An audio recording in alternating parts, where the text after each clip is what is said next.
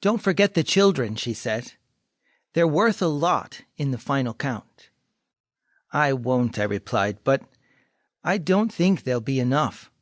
You had a better career, so your net worth will be higher. In the end, that's what matters in the game of life. I don't usually win the game of life. When we have a board game night at our house, I never get the movie star career card with the big salary. And when I cash in my pink and blue pegs at the end, they don't make up for the difference. In the end, it's all about the money. Let's be fair to Hasbro. They had to have some way to determine a winner in their life simulation board game. They chose money, which means that everything in the game eventually converts to a currency value, even the children. The player who retires with the most cash wins. It's a fun game, and there's a logic to it that makes sense to us, because a lot of folks play real life by the same rules. We've got to live for something, after all.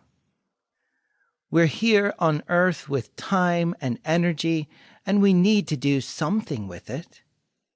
Hopefully something that will count, somehow. Hopefully something that will satisfy us and give us confidence that life is worth living, and the things we're doing are worth doing. Like Hasbro's game of life, we need a goal to reach for, a dream to direct our energy and ambition towards. The trouble is that the rules of real life seem a lot more subjective than the game. We're often encouraged to make our own dreams and make them as big as possible. But then, how do we measure the value of a child against the value of a successful career? How do we measure the value of a close friendship against the value of 1,000 followers on social media? What counts for the most in the end? Can someone please pass the rule book so I can double-check the values and know what I'm supposed to be doing here? Because whatever the rule book is, I'm not sure I'm following it very well. It seems like any way you measure success, I'm behind. Let me introduce myself. I am nobody.